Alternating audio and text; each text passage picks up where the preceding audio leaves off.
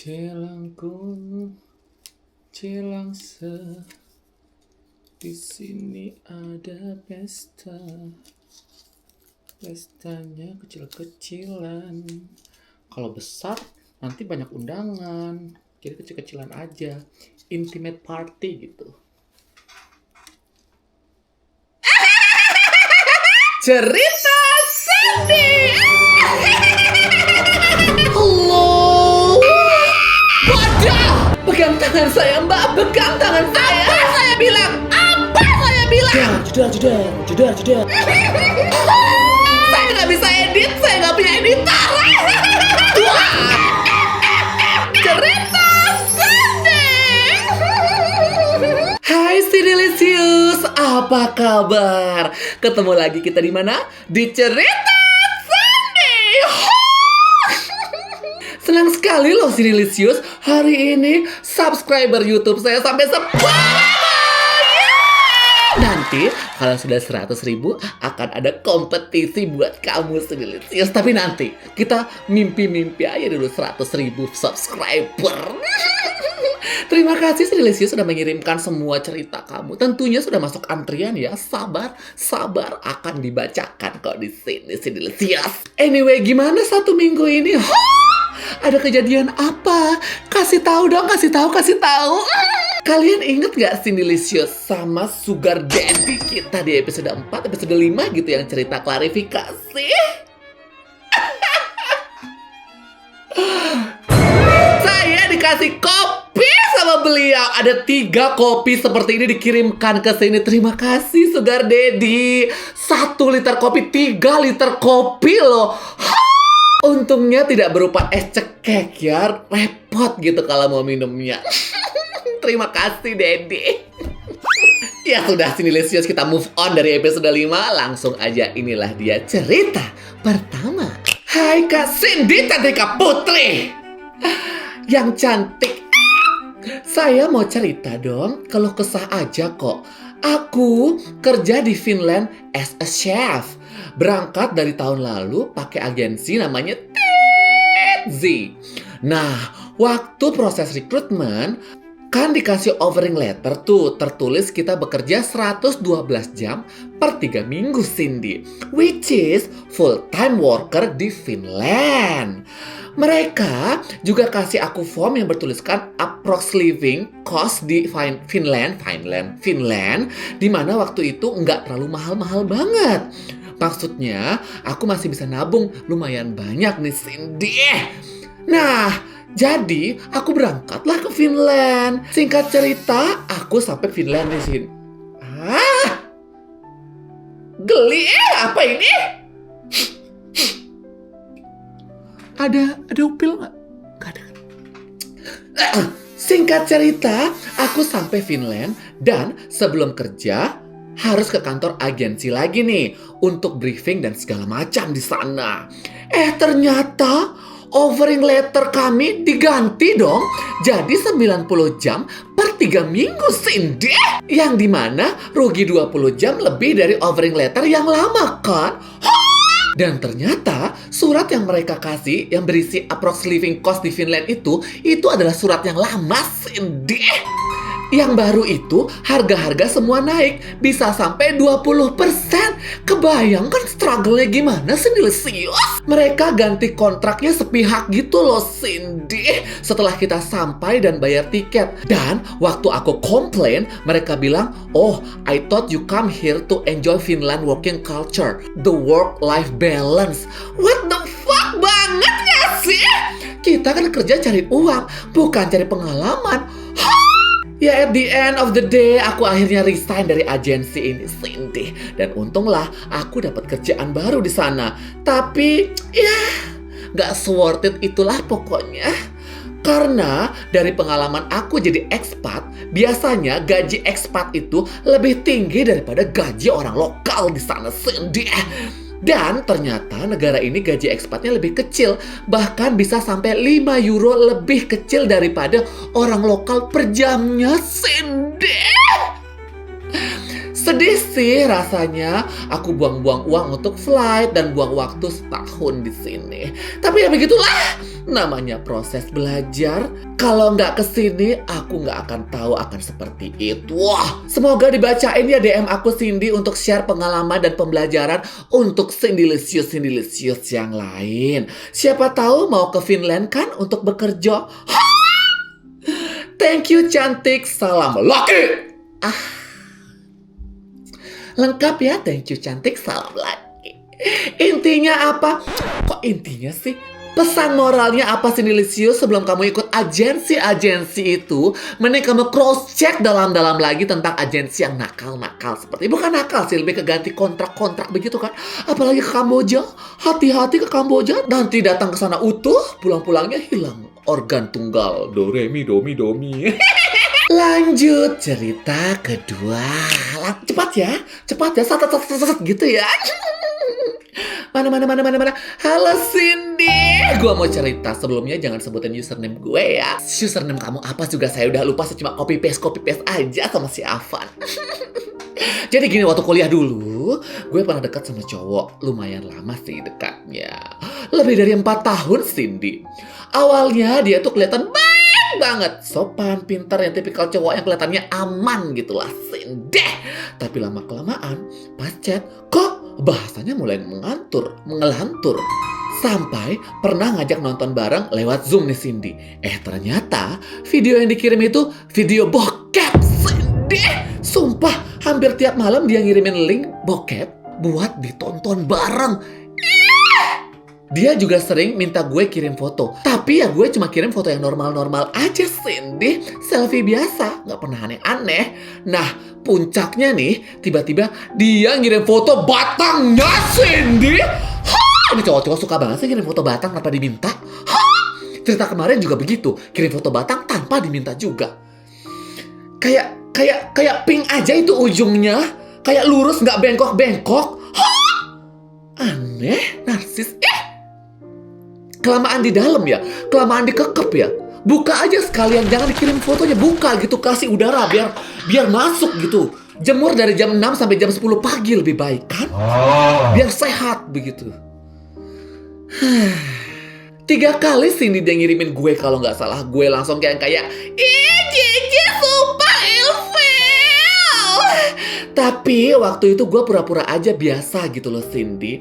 Terus langsung gue hapus deh fotonya. Soalnya aneh banget bentuknya. Kan? Apa saya bilang? Kalau dia panjang seperti pedang Excalibur sih nggak apa-apa, bersinar, shiny, tajam begitu. Sudah benda tumpul, bengkok, hitam, berbulu. Menjijikan. Untung saya shining semering splendid. Mana tadi? Padahal Cindy kalau lihat orangnya, kayaknya orangnya polos, kalem, pinter, gitu-gitu. Nah Cindy ya kirimin dong foto buktinya. Foto juga itunya kirimkan. Gimana saya mau ngelihat kalau cuma cerita aja? Kamu berbagi sih kamu. Kan kita bisa sebarkan, kita scam, kita kasih apa ya, kita apa sih namanya istilahnya, black market, bukan black market. Kita blackmail dia, ya kan? Jahat sekalian. Stay toxic. Lanjut. Pernah juga nih Cindy ya, dia bilang gini, kan aku sudah kirim punya aku mau lihat dong punya kamu sayang. Maksudnya tuh jelas banget kan Cindy ke arah bagian vital gue. Gue langsung nolak dong, kayak gila kali. Gue langsung kirimin selfie biasa aja gitu, selfie pada manusia normal, senormalnya manusia, selfie aja. Itu yang gue kirimkan ke dia Cindy. Habis lulus, dia lanjut kuliah di kota lain Cindy. Kita masih chatan. Habis lulus dia lanjut kuliah, berarti waktu itu SMA dong. Gila ya, SMA kirim-kiriman begitu. Saya waktu SMA tuh masih kirim-kiriman surat cinta tahu. Ini kirim-kiriman. Kalaupun kirim-kiriman yang gambar itu digambar pakai krayon. Aneh SMA kamu. Kita chatan waktu itu Cindy, tapi sempet dong ada momen gua ngambek. Ya udah, gua nggak balas chat dia lagi. Dianya langsung hilang gitu aja, ghosting. Biasanya kan dia duluan yang nyapa, tapi kali ini enggak sama sekali. Sampai sebulan lebih tuh gua di ghosting. Akhirnya gua yang turunin ego, gue chat duluan. Gue chat duluan, gue minta maaf panjang lebar biar semuanya baikan lagi dan clear aja gitu. Tapi nggak dibales dong sama dia. Kamu juga kenapa masih kirim-kirim, kenapa masih chat-chatan sama dia? Udah tahu begitu. Di situ gue sedih banget, literally nangis karena nggak dikirimin pap titit lagi. Nggak bercanda itu. Lagian katanya ilfeel, tapi masih chattingan. Di situ gue sedih banget, literally nangis karena merasa ditinggal gitu aja Cindy, tanpa ada kejelasan, tanpa ada kata-kata putus. Oh, kamu jadian. Terus beberapa lama kemudian gue tahu dia jadian sama teman gue sendiri. Bukan sembarang teman Cindy, tapi teman yang dulu satu kelas sama kita. Yah, teman dia, teman gue juga, seprodi kan Cindy. Kesel banget karena dulu gue sempat curiga tuh sama mereka dekat. Soalnya gue tuh pernah baca chat mereka tuh kayak waktu gue pegang handphonenya dia, si cewek bilang, ada apa? Kalau ada apa-apa cerita aja ya. Nyamuk beneran dong? Lanjut. Lah, padahal kan dia tahu kalau gue lagi dekat sama si cowok ini. Tapi waktu itu gue mikir positif aja sih, Di. Kayak ya udahlah, mungkin cuma nanya doang atau tanya kabar sebagai teman. Ternyata benar dong. Setelah gue sama dia nggak chatan lagi, dia malah sering VC-an sama si cewek itu. Ya udah deh, curhat-curhatan, saling nyaman, terus jadian mereka. Sekarang aja udah gue public gitu, Cindy. Ya kamu sih nggak mau kirimin, ya kan? Yang bikin gue semakin kesel itu Cindy, karena gue dulu sempat curiga tapi milih percaya sama diri gue sendiri. Dan ternyata emang kejadian mereka jadian. Kalau dia jadian sama orang lain yang gue gak kenal, mungkin gue gak bakal sekecewa ini. Tapi ini tuh sama orang yang gue curigain, yang dulu pura-pura cuma teman curhat, Cindy. Dia teman curhat, kamu teman dikirimin pap. Sebenarnya kalau belum ada kata jadian sih ya udahlah ya. Orangnya emang dia suka nebar jala, udah kelihatan kok tabiatnya dia suka nebar.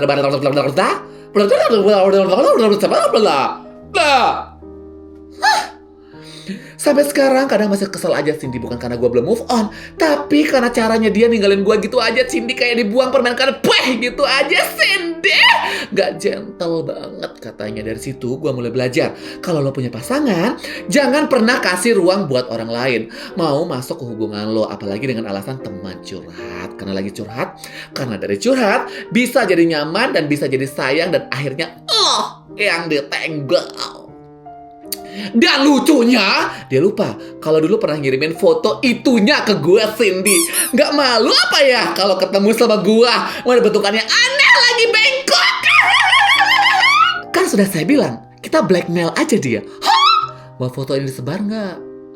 Kirimin ke calon-calon istrinya mungkin. Atau waktu kamu diundang resepsi pernikahannya, kasih gitu ke tamu undangan. Biar kamu yang penjara. Gila. Jadi gitu Cindy cerita gue sampai saat ini. Gue tuh sekarang kayak takut buka hati. Bukan takut sih, lebih ke susah aja gitu mulai dari awal lagi. Doain ya, semoga gue dapat cowok yang lebih baik dari dia, yang benar-benar tulus dan gak aneh-aneh. Dan semoga gue bisa ikhlas, lebih legowo nerima semua ini. Walaupun jujur ya, masih sakit hati banget karena titik yang bengkok itu jadi milik orang lain ya. Pesan moralnya apa sih, Delicious? Jangan kirim-kirim foto titit atau alat vital kamu ke siapapun, kemanapun. Takut ya sih di blackmail? Karena ini hari Kamis, Delicious, saatnya telita halal yang akan dibawakan oleh saudari kita, Fania The Love. Kita panggil bareng-bareng yuk, tapi pakai properti kali ini. Bareng-bareng dong, Delicious. Fania, di sini ada cerita, tolong kamu bacakan. Telol, telita, holol, jangan ketinggal.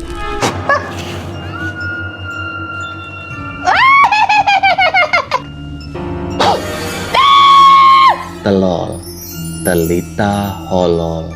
Nah, tapi sepertinya ini masih terlalu terang untuk telol. Saya akan coba meredupkan dengan kekuatan saya.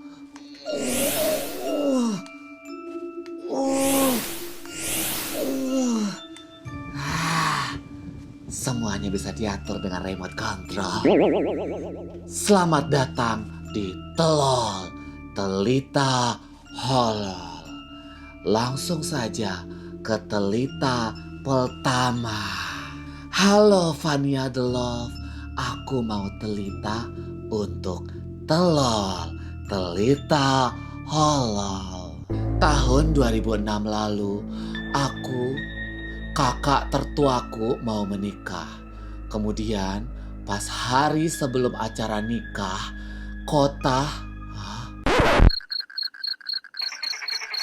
Terus pas hari sebelum acara nikah, orang-orang kota sampailah di daerah tempat asal calon istrinya kakak. Karena itu di daerah pedesaan, jadi pas baru sampai, kita langsung ke Sungai Gede yang ada di belakang rumah calon kakak iparku. Waktu itu kami berenang bersama sepupu-sepupu. Tiba-tiba adikku kayak tenggelam gitu. Dia teriak minta tolong. Tolong, tolong, blubub blubub. Tolong, blubub blubub. Awalnya orang-orang gak percaya karena tahu dia jago berenang. Tolong, blubub blubub. Tolong, blubub blubub. Terus aku teriak kalau adikku berenang mau tenggelam sepertinya. Jadi cepat-cepat tuh ditolong sama pacar adik dan calon kakak iparku saat itu. Terus sepupu-sepupu yang lain yang awalnya mau nolong dan adik bungsuku juga tiba-tiba mau tenggelam. Tolong, blubub blubub. Tolong, blubub blubub. Seperti mereka ditarik oleh penunggu sungainya. Tolong, blubub blubub. Setelah diselamatkan, adikku dibawa ke rumah. Terus tragedi pun dimulai, Fania. Adikku yang tenggelam tadi teriak-teriak, bilang ada yang masuk lewat matanya. Terus adikku yang lain tiba-tiba jatuh kesurupan. Pokoknya semuanya chaos menolong mereka-mereka yang kesurupan. Totalnya ada 5 orang yang kesurupan. Setelah itu kami bacakan doa-doa dan panggil ustadz. Dan pada akhirnya mereka semua sembuh dari hantu tenggelam. Ini rambut menyolok-nyolok mata saya sampai merah. Brengsek memang. Lanjut dulu. Terus malah semakin ketusuk bangsat. Rambut saya masuk ke mata. Masih merah kah? Nanti saya dibilang Kunti kurang tidur. Apa ini nusuk-nusuk ke mata? Oke, kemudian malamnya Fania kami istirahat. Karena besok paginya mau ada acara akad nikah.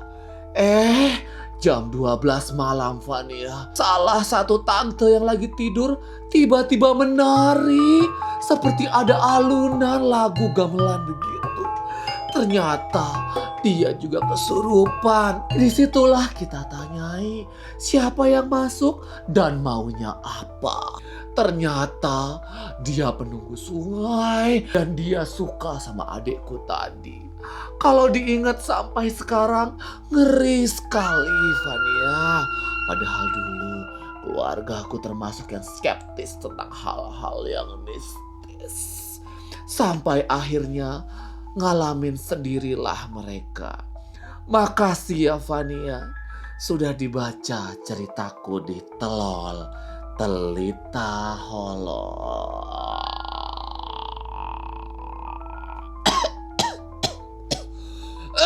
Tapi sayangnya di cerita ini tidak ada kesimpulan. Apakah mereka-mereka yang kesurupan itu dapat ditolong? Siapakah sosok hantu di dalam sungai? Dan tari apa yang tantenya tarikan waktu sedang kesurupan? Apakah tari pendek atau tari dari suku lain?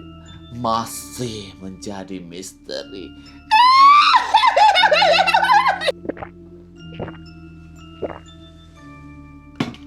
Lanjut telol kedua. Hello Gek Vania dan Cindy Lisius di rumah. Apa kabar semuanya? Semoga sehat selalu. Sambil dengerin ceritaku, jangan lupa siap-siap es kopi cekek dulu ya. Hahaha, bercanda katanya.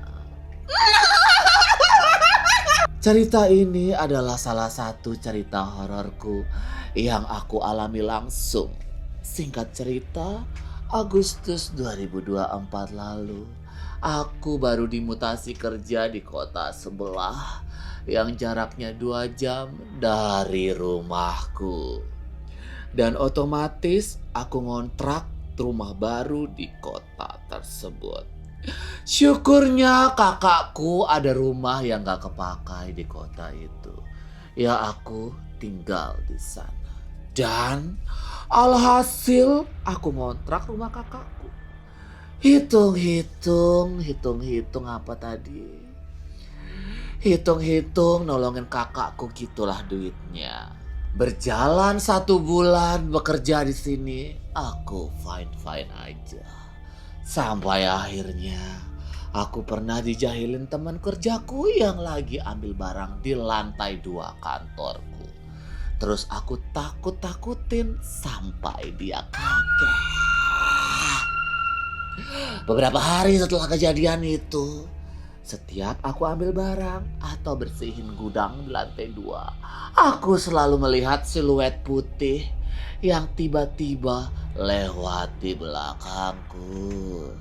Awalnya aku fine-fine aja melihat sosok itu. Tiba-tiba pada saat pulang kerja sehabis lembur, aku pulang ke rumah Vania. Ketika hampir sampai di rumah, aku melihat spion kiriku. Dan aku melihat ada sosok cewek berambut panjang seperti sedang duduk manis di belakang motorku. Sontak aku kaget menghentikan motorku. Tapi pada dasarnya aku bukan seorang yang penakut. Jadi kagetku bukan yang sampai histeris gitu. Aku berdoa kepada Tuhan agar selalu diberikan perlindungan saat itu. Setelah sampai di rumah, aku membersihkan diri sebelum tidur. Setelah itu, aku tertidur. Aku dimimpikan sosok perempuan tersebut selama 3 malam berturut-turut. Dan di mimpi itu, aku melihat tempat yang sama, yaitu toko tempat aku bekerja sekarang. Tapi dengan keadaan yang berbeda, sangat kotor seperti rumah tua yang tidak berpenghuni. Aku sadar kalau itu beneran toko yang aku pegang sekarang.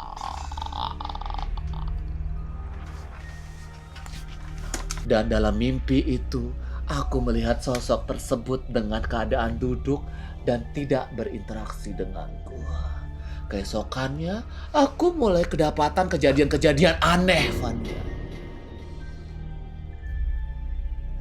Setiap pagi, aku melihat di depan pintu kamar sebelahku ada 6-10 helai rambut panjang, sepanjang rambut Vania. Kalau aku pikir itu bukan rambutku. Lalu tanpa pikir panjang, aku bersihkan rambut itu setiap hari. Srek, srek, srek. Bersamaan dengan kejadian itu, badanku terasa berat sampai jatuh sakit 2 hari. Seminggu kemudian kakakku main-main ke kontrakan aku, dan pada dasarnya juga kakakku punya indera keenam gitu. Setelah kita asik berbicara tentang bisnis keluarga, tiba-tiba dia bicara padaku, "Sepertinya kamu harus diruqyah deh. Karena Mbak melihat sesuatu yang bukan dari kamu." Dan aku berbicara ke kakakku, "Iya Mbak, aku juga ngerasa seperti itu. Tapi biarkanlah, mungkin makhluk itu mau di dekatku cuma sekedar mau melindungi aku yang enggak. Tapi kalau dia jadi beban hidupku, atas nama Tuhan aku akan ruqyah." Dan sekali lagi, aku meminta pertolongan Tuhan agar aku dijauhkan dengan hal-hal yang rusak, yang dapat merusak jiwa ragaku. Dan syukurnya sekarang aku sudah tidak mendapati gangguan-gangguan itu lagi, Fania. Dan malahan yang sering diganggu itu adalah anak baru di tokoku. Tapi aku selalu bilang pada anak baru itu, kalau dia cuma mau kenalan, dia nggak ganggu kok. Yakin? Sekian cerita saya, semoga Gek Cindy dan Gek Vania didatengin juga ya sama Mbak Kunti itu. Aku punya saran buat si Delicious. Ingat ya, selalu jaga sikap terhadap sesuatu di tempat atau lingkungan kita yang belum kita kenal. Karena kita nggak tahu apa yang akan kita hadapi di sana. Manusiakah, hewankah, atau makhluk yang lain. Pesan mistisnya si Delicious selalu minta izin kalau masuk tempat yang baru. Bukan karena kita lebih tinggi derajatnya, kita melupakan adab untuk izin. Mau cuti aja harus izin dulu, apalagi masuk tempat yang baru. Sumpah ini rambut sakit sekali masuk ke mata saya, setan. Sampai merah. Demikian telol, telita, holol. Hari ini, jika kamu punya cerita-cerita yang tidak bisa dideskripsikan, dijelaskan, cerita mistis lainnya yang mengandung unsur-unsur keseraman, kirimkan saja langsung ke DM Afan Putravan 24, ketik yang rapi.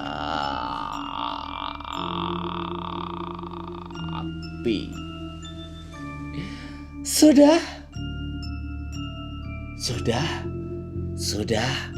Itu dia tadi, telol, telita, holol.